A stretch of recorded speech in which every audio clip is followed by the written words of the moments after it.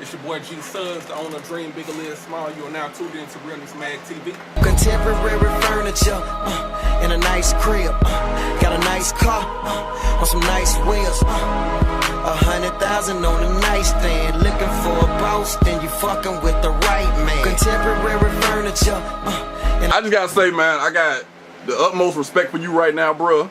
Because when you said you wanted a 100 Talk interview, it just seemed so random and unexpected to me that when given the opportunity, I had to go for it. So, first question I gotta ask is, why did you come on the 100 Talk? I came on it first and foremost because I respect what you're doing. You're bringing something to the city that I believe the city needs or whatever.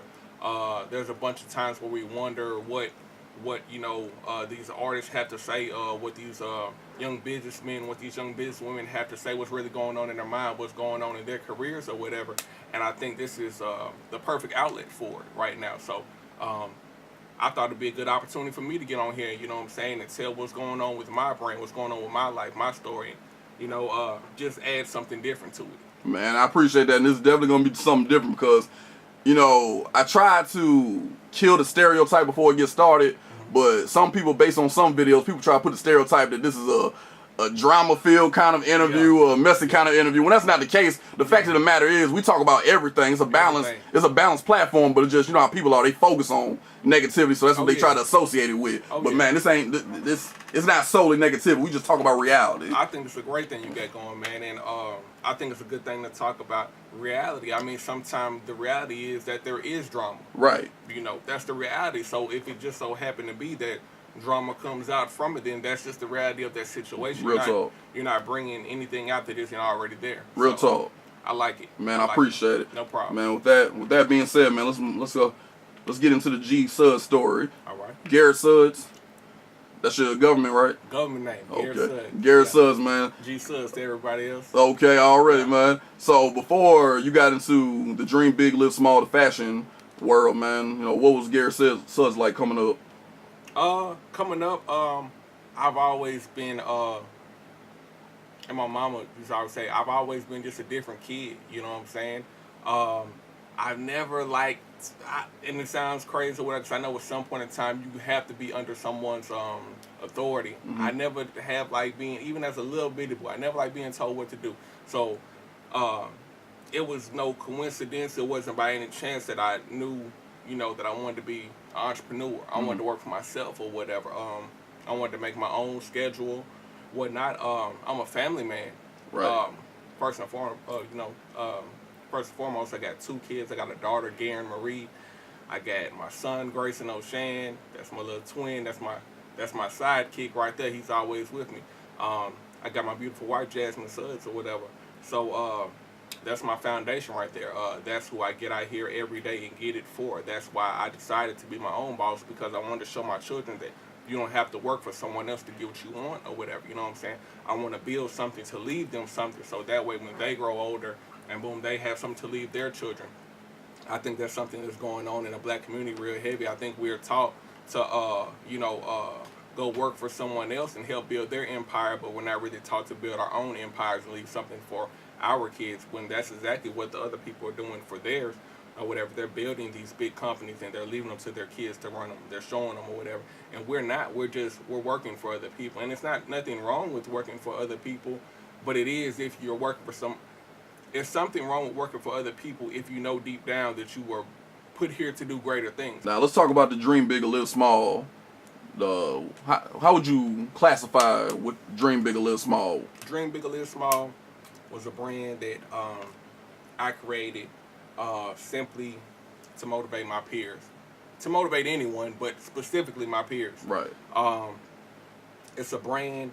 It's basically a no regrets brand. Okay. And pretty much what I mean by that is, I just feel like, hey, while we're young, let's bust our butt, let's work hard, to reach our dreams. Like whatever your dream may be, like everyone has a different dream. Some people's dream is to be rich and have a bunch of money and cars and stuff, and like someone else's dream may be just to be comfortable. Someone else's dream may be just to take care of their mother, or take care of the people that provided a way for them or whatever.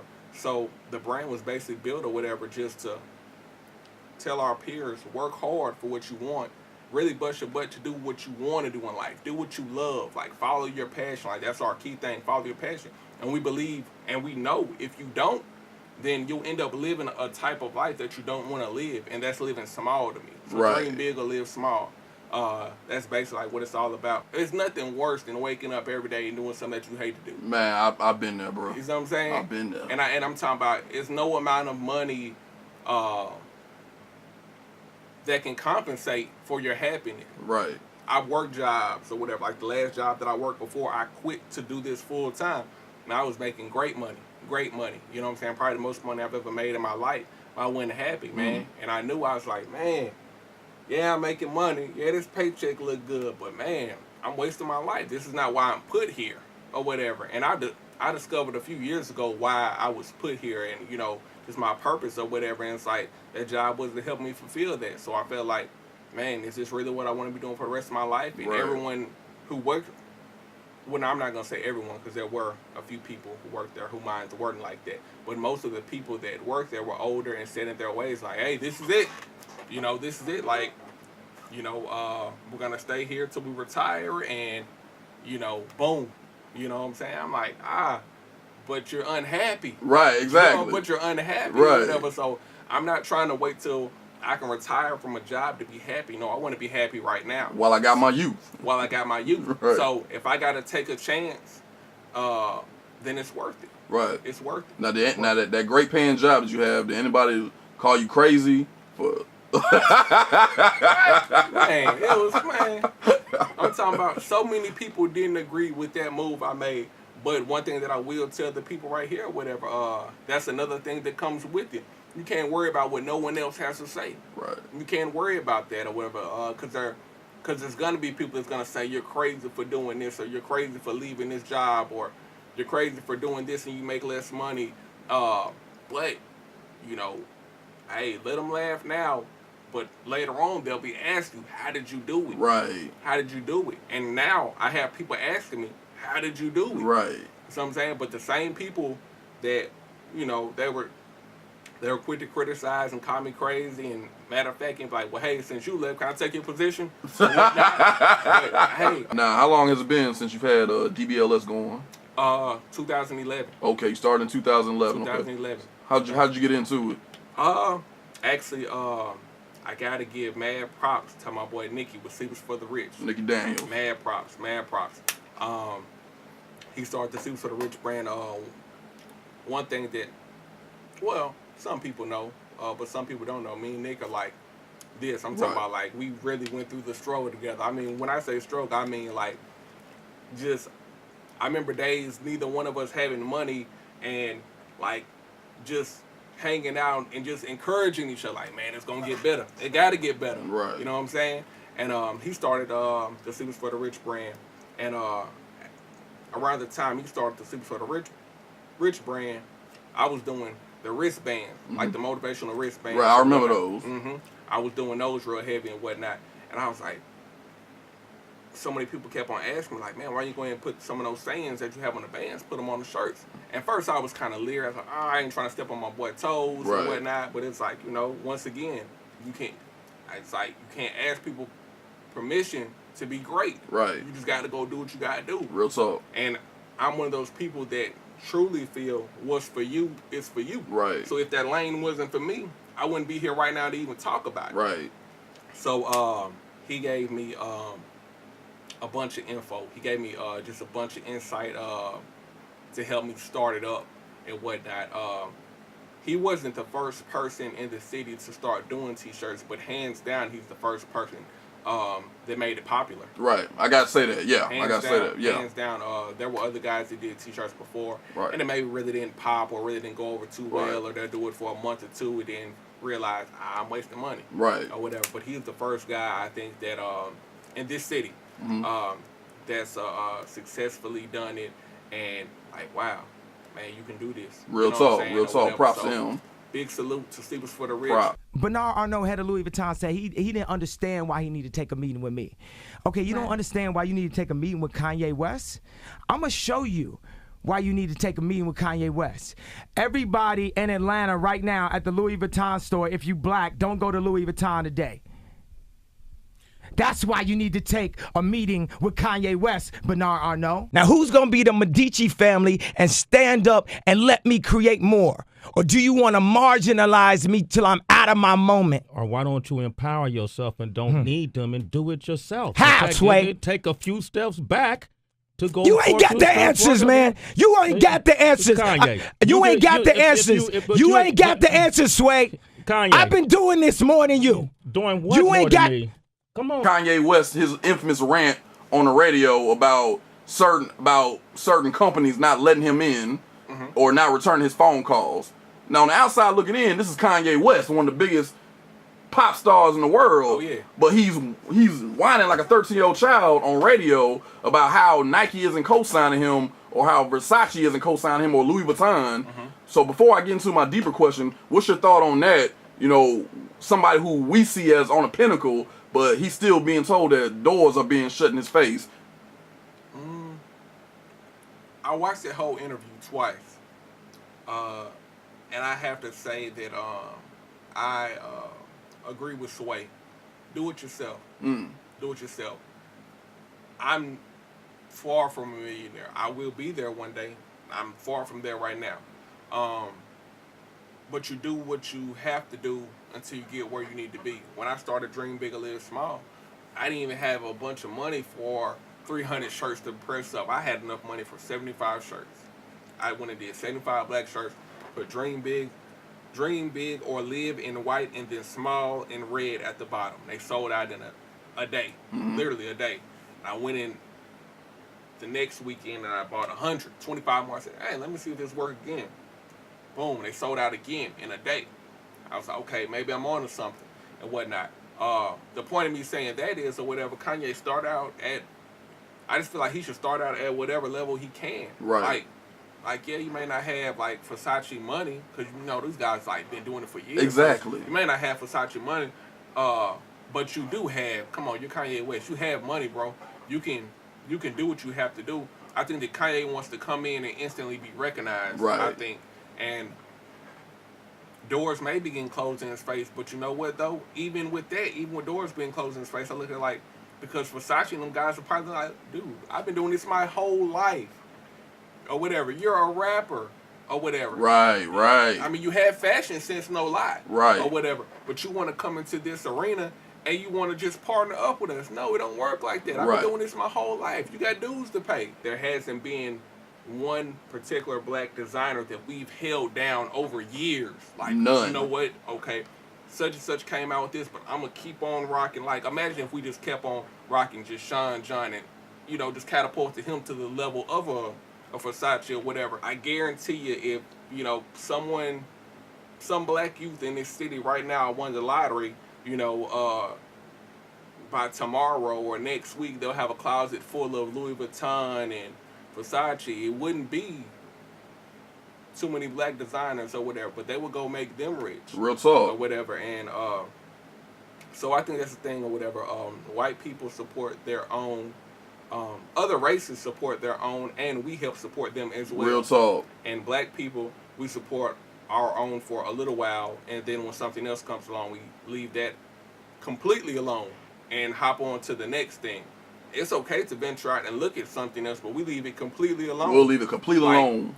Because when I even look back at the brands that were in for black people, they didn't gradually fade out. No, they faded out almost overnight. It's like they were up here and like boom or whatever. It's because like, I mean, we like whenever we leave something alone, we leave it alone. Now, earlier you had made the comment that Nicki wasn't the first one to start the t-shirt craze, but he's been the most successful at it. What's your honest opinion on all the t-shirt brands that have followed afterwards, where, you know, people say, well, if he can do it, I can do it, you know. So now you got all these different brands out now. I think for I'm gonna be honest, for some of the brands it's just corny. It's just straight up corny. Because you can tell when a person is doing something because this is genuinely something that's on their heart, and you can tell when someone's doing something because he did it I need to make me some quick money, or I'm just Real looking for talk. a side hustle. Real like, you know, talk. like, is this a hustle to you, or this what you really love to do? And I pose that question to people all the time, and I tell people all the time, like, there's been countless people that have come to me, like, hey, I'm thinking about starting this brand. I was wondering, could you give me some advice? And people tell me all the time, I hope you don't tell them nothing. I give them the full game. Mm-hmm. The full game. I tell them, you know, hey, go get you a camera. That way, you know, you can, you know, present it in like a professional light. Mm-hmm.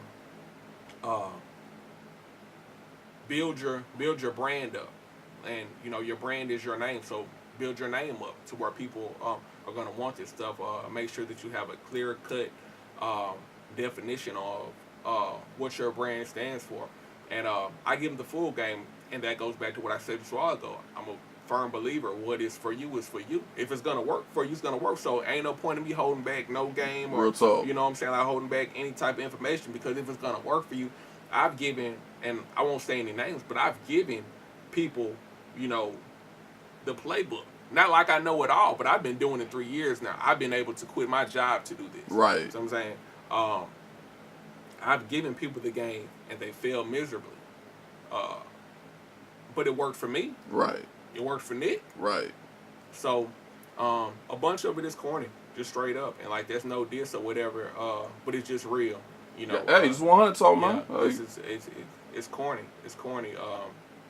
But at the same time, if you have the money to go do it, then by all means go do it. Mm-hmm. You know, and eventually most of them end up realizing, like, man, this isn't really what I'm Right. You know what I'm saying? Right. Like, you know, like this isn't what I'm supposed to be doing. But at the same time, I wish everyone success. Let's shift gears for a minute. We're gonna come back to Dream Big or Live Small in the closing minutes. But right now, I want to talk about something that I got the utmost respect for you for, because one thing about it, you're not ashamed of it. Mm-hmm. You're not scared to show it. You know, you're quick to show it, actually. Mm-hmm. And that's being in the church. Mm-hmm. So how involved is the church in your life, and how long has it been involved in your life? I want to say since maybe 2007. We started going to the grip. Shout out to my big brother, Roosevelt Wright. I can't say it enough. This man, God used this man to change my life. Period. Hands down. Nick brought me over to the grip. I was going through a crazy time in life. You know, and I was ready to give up. Real talk, I was ready to give up. And Nick was like, man, hey, dude, just come to church. He's like, I'm finna come pick you up. I'm like, nah, bro, I ain't trying to hear nobody preach right now. You know what I'm saying? Just let me, you know, really just leave me alone. Right. Or whatever. And but he didn't though. He swung by the house when I told him not to. He Right. knocked on the door, and he said, hey, dude, you getting in the car? We going to church. Went to church or whatever. And it was on a Wednesday night for Bible study or whatever. And now I knew of Ro from being a DJ back in the day. Right, real talk. Or whatever. So I prejudged him straight up. I was like, man, trying to hear what Daddy Ro got to say. Straight up. Like, man, this dude just on the radio right here doing his thing. You know what I'm saying? I ain't, man, whatever. I ain't trying to hear that. Right. And, you know what I'm saying? Because my mind was so limited at the time. If a dude didn't have on a 3-piece suit and some shoes, he wasn't a preacher. Right. And when I made it there, he had on jeans, a nice little grip T-shirt or whatever, and some Nikes or something. Right. And whatnot. And man, he preached a word that day or whatever, talking about Jonah and the belly of the whale. And that was my first time hearing that story in its fullness. And it related to my life so much. The more of the story I got was so close to me at that time, because it was like I knew God had been telling me to go do something. Right. And I was running away from it. And now I'm going through this storm. I'm going like I'm in the belly of the fish right now. Like, Right. I'm going through all this turmoil, you know, all this drama and stuff, like, in my life, all these problems or whatever. And it's because I ran away from what he told me to do. So now, boom, I'm coming up out, and it's like, you know what, whatever you, like, it's like a surrender thing now. Like, whatever you need me to do, I'll do. Mm-hmm. So if you need me to go back over here and talk to these people, I will now. But God is everything. God Right. is everything. Absolutely. You know what I'm saying? when Roe had stopped doing the grip, Mm-hmm. you know, and you were a member of the congregation, how did word come about that the grip wasn't going to be anymore, first of all? Basically what it was, the grip was a young church. Right. Very young church. I want to say the average age in the grip was maybe 30. Right. Maybe. Right. There was it was a bunch of young people, very vibrant church. That was our strongest point, because some churches struggle with getting the youth. Like they they have the older crowd on lock, but they can't get in the youth or whatever. And then some people have a little bit of both, so that's a blessing. But we had mostly younger people. We had some older people, but we had mostly younger people. And that was one of our strongest points, but at the same time, that was our weakest point as well. Okay. And it was weak because of this reason right here. Just responsibility. You know what I'm saying, or whatever. And I could say that because I was there firsthand. I was Rose's like right hand man, right, at one point in time. Right. And what I mean by like responsibility is like older people that are more financially stable, they have careers or whatever. So it's no problem like a church, maybe like a Lake Bethlehem, to stay where they're at or steady grow, because you know these people are gonna pay their tithes. They're gonna do what the word says. Right. You know, they're gonna pay their tithes every week. If you have a congregation of 600 and 400 of them are paying their tithes, that's a win. Right. But we were a young church, so you just had a bunch of people that just wasn't, I'm not going to say weren't taking it serious or whatever, but they weren't taking it serious that they should have, whatever. People weren't tithing, or they were so young so that they may have been working a job, but it wasn't really a good job. Right, You know what I'm saying, or whatever. right. So if that person made, I don't know, 300 in a week or whatever, where their tithes was $30 or whatever. So you had a bunch of those type of cases. Then you had some people that just, you know, lack of faith or whatever. And what I mean by that is, okay, I know I should pay my tithes this week, but school about to start back, and I gotta buy my baby some clothes, or rent finna be due, or whatever. So I gotta, you know what I'm saying? So they'll pull from, yeah, I mean, which is natural. I can't knock them that. I mean, because I've been there before. If I remember correctly, Roe had received a lot of criticism for, you know, letting go of the grip and then moving to New Orleans. And I think one of the criticisms that was directed at him was, you know, he's being an opportunist. He's going to do whatever he needs to do to keep his name relevant. You know, how you go from being a pastor to now you're being a spoken word artist and all this other stuff. So you being right next to the man, what do you have to say about that? It was just false. It was just false, straight up. It was just false. I know Roe, and I know Roe's heart. Whenever him and his family had to make the decision to leave the grip and move on, man, that hurt them people. You know what I'm saying? Like I saw them cry, like, man, we don't want to do this, and you know, trying to sit there, we like all sitting in the same room trying to brainstorm. Well, what if we did this, or what if we moved to another building that costs this, or you know what I'm saying? Like trying to come up with different ideas or whatever. But you know, some of those things had already like went to play. Like we had already moved to another building. We had already, you know, people had already took pay cuts. So it's like we can't, you know what I'm saying? It's like, you know, it's like we can't get no lower or whatnot. But for the people that did criticize him, they just don't know. They just don't know like what all he did to sacrifice. You can't just look at the point where, okay, well, yeah, he's leaving Shreveport and moving to New Orleans or whatever to do this or to do that or whatever. No, you have to add into the account where this man put up his house before to save the church. You have to put in the account to where I've seen him literally come out of, you know, his pocket to help members that were struggling to pay their rent and whatnot. You know what I'm saying? Like, like he did a bunch for the church and the people in it or whatever. You know what I'm saying? But can't please everybody. Right. You know what I'm saying? You can't please everybody.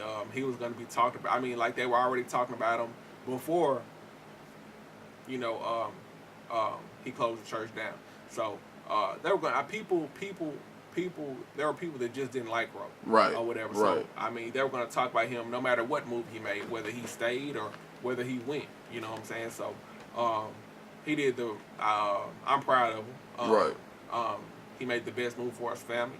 Now they're in New Orleans. He's doing great. He's traveling all around the world, doing spoken word, which is just another form of preaching. Right. You know what I'm saying? Right, I give you that, true. And I mean, he's reaching a greater audience now, where versus he was sitting in front of a crowd of maybe 150 or 200 once a week on Sunday. Man, this man's all over the world now, or whatever, and planting seeds and leaving his mark. So I definitely think it was the best thing. His wife is happy, his kids are happy, they love New Orleans, and then on top of that, they always have loved New Orleans anyway. So that goes back to what I said about dream big or live small. Whether it be where you work or where you stay, do what makes you happy. I got you. So I got you. That's what he did. You're a music fan. Mm-hmm. Big music fan. Huge music fan. Huge music fan. Huge. Right. Now I'm looking at some of your favorite rappers you just named. Mm-hmm. They're not exactly the most gospel of artists. Nah. So how do you toe the fine line between being quote unquote worldly and also being gospel, giving yourself to Christ? Where does the fine line come in at? It is a very fine line. It's a fine line, man. Most of the artists that I listened to were artists that I listened to. Like, I remember, real quick, when I first joined the grip, and I was like, you know what, I'm finna walk this walk. I'm finna give it all to God. I had a CD book about this tall, full, man, probably about 300 CDs or whatever. I threw them. No, I didn't throw them away. I gave them away. I should have thrown them away. I gave them away, though. Okay. I gave them away because I felt like once I gave them away, I was like, I really just passed this burden on to somebody else or whatever. You know what I'm saying? At that time or whatever. Because I was in such a the mind frame I was at when I was a new believer. I'll say that was so, it's like I gotta stop everything. I gotta stop having sex right now. I gotta put everything down or whatever. And now I'm older, so you know what I'm saying. And I've been walking this walk for like a little longer now, and now I realize why it says that that the race isn't given to the swift, it's given to the person that can last. I take certain artists and I take certain songs, and I just listen to them or whatever, and like I know what agrees with my spirit and I know what doesn't. Okay. There are some artists that I just don't listen to anymore that I used to listen to or whatever, but then there are some artists that I was listening to before I gave my life over to God, and I still listen to Jay-Z's one. I don't agree with everything Jay-Z says, right? But he does have songs that really encourage me. He does have songs that are talking about something, that are talking about the issues of the world. Right, like Minority Report. Yeah. Right. And probably my favorite song, I probably listen to this song every day. Jay-Z featuring Pharrell is on the Blueprint 3, So Ambitious. Yeah. Or whatever. That's not a bad song by any stretch of the imagination. He's just talking about, like the motivation for me is them telling me what I could not be. Right. So that's what I look for in music now or whatever. A bunch of these guys still, even though their message may not be a gospel message or, it's still a message. I don't believe that a gospel message is the only type of message that we need to receive. Okay. I don't believe that a word from a pastor is the only word that we need to receive. Okay. Where some people do get into church and they believe that. Like, they believe that if it's not a word from the man of God, then I don't want to hear it. Right. Or if it's not a gospel song. Yeah, or if it's not a guy, it's just not realistic. It's not realistic or whatever. If a bum on a corner, pulls me to the side and says, don't drink it and mess up your life, I'm going to listen to him. I'm looking at him. You know what I'm saying? But he's a bum. And, like, everyone else may be looking down on the cat, but I'm like, man, it's the message in what he just said. He's like forewarning me right now. Like, don't end up like me or whatever. So there's a message in everything. Now, there's certain artists I'm just not even finna give the time of day because I know you're not talking about nothing. I know you're not talking about nothing. But I said at the beginning, they're pushing an agenda. Mm-hmm. There's something they have in mind for us, and this is why those things they're like. There's a reason why a Lupe Fiasco isn't played anymore. Right. There's a reason why Common doesn't have the buzz that he once had. or whatever, or even with a knife, they want us to kill ourselves. Okay. Real talk. They want us to take each other out. Right. And, now, when you say they, who are they? The government. Not all white men, but the white man. I got you. They want us to take each other out. I got you. Point blank, period. I'm not one of those people that believe that all white people are the devil. Right. Or nothing like that. True. Or whatever. Some of my good friends are white people. True. But I will say the white man right. as a whole. Right. Or right. whatever. They want us to loot. They want us to riot. They want us to play ignorant music. They want that music to get into our system so we can do stupid things. They want us to stay uneducated. They don't want us to open up books. They don't want us to read. They don't want us to learn. They don't want us to learn because we'll grow. If we grow, then we get powerful. You know what I'm saying? Then we can start taking over some things. They don't want that. So, I mean, they'll do whatever they have to do or whatever. And we don't see it because the way it's played or whatever, like, you know what I'm saying? Like, what are they doing? I mean, we got a black president. That was just a pawn move. You know what I'm saying? Like, I mean, that's just a move. Like, he's just somebody's being put. He's just a face. Let's be real. He's just a face or whatever. It's being put out there or whatever to further the agenda. I got You know you. what I'm saying? I got you. I got you. So, like, I didn't even vote for Obama the second time. I'm just gonna Yeah, say it on camera that's real. because I don't see much difference. Yeah, You know. it's out. You know, it was a road to Damascus moment. You know, the second election where I'm looking at it like, yeah, he really is just a politician, and that's the best way you got to put it. He's a face. He's a face. He's a face.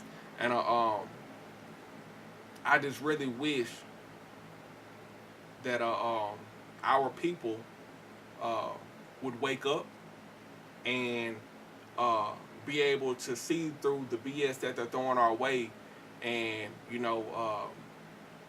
whatever they want us to do, whatever way they want us to act, is going to be put in these rap videos. It's going to be put in these movies. Period. It's going to be put in these convenience stores. Point blank or whatever. First and foremost, let's take a look at the T-shirt that you're wearing right now. Right. What can you tell us about that shirt right there? This is a We Are Kings and Queens design from we dropped it about maybe 2.5, 3 months ago. Did awesome, sold out in a weekend. This was probably one of our most popular designs, if not the most popular. No, not our most popular, but it was up there. It's basically just a crown or whatever, and it says our deepest fear is not that we are inadequate, but our deepest fear is that we are powerful beyond measure. I stand by that. It's just a quote or whatever, you know what I'm saying? It's basically saying we don't really recognize how powerful we are, you know what I'm saying? And I think we shy away from our greatness or whatever, and we end up living inferior lives or whatever. So our deepest fear is not that we are inadequate. Our deepest fear is that we're great, and is that we're powerful. This is probably my favorite shirt. You can catch me in a shirt every other week. Right. Now, I will be copping the burgundy one from you. Already. I got you. Already. This is the new shirt that we just dropped last Friday. It's doing well. No days off till it pays off. Right here you have the N, and inside of the N is the word days off. Then you have the O, and till it pays off. Written on the inside, dream big, live small. The WW is the logo. We winning. This is the latest design that we've been pushing, and it's basically it's self-explanatory. No days off till it pays off. Like until we are where we want to be, we don't need to be taking any days off. You know what I'm saying? Like once you've reached that goal or whatever, then you can sit back and chill or whatever. But until then, no days off till it pays off. Keep on working till you get where you want to be. And that goes for everything, life, sports, everything. So we try to just make our brand hit every area, period, or whatever. But yeah, that's what it is. No days off till it pays off. Okay. Now that's the latest design to come from the line? Yep. Okay. Yep, latest. Just Okay. dropped last Friday. You can check us out on dreambigorlivesmall.com. You can catch me on Instagram at dreambigorlivesmall. You can catch me on Facebook at Garrett Sudds. Going with my government on that one. Okay. Now, man, we're at the part of the interview where this is my time to shut up. This is your time to get whatever closing statements you want to convey to the people. This is all on you, bro. Okay. Real quick, I just want to tell y'all, man, that we are young kings and young queens. We can be whatever we want to be. Don't settle and live a life that you don't want to live. Man, follow your dreams. Do what you want to do. Do what makes you happy. Man, this world is full of darkness. Be light. Be light. Let's be some light to the world. It's your boy G Sudds signing out. Dream big, live small. Peace. I'm gonna buy your food, but I'm gonna say, hey man, look, you brought some CDs with you. Now, if you brought your CDs with you, you get out there and sell them bitches. If you ain't brought your CDs with you, he go mine. You gonna make my money back before we leave this bitch, or it's gonna be a problem. And I put it up there where you can see it about 13 times. You won't see this bitch. I'm telling you, Duke, put it on the page. Oh, he ain't see it yet? Duke. Oh, this nigga still ain't see it yet, huh? Duke. I have to direct the bitch. Can't direct her. Put that on the page. Duke. That bitch fuck around and seen it? Shit. That nigga went in.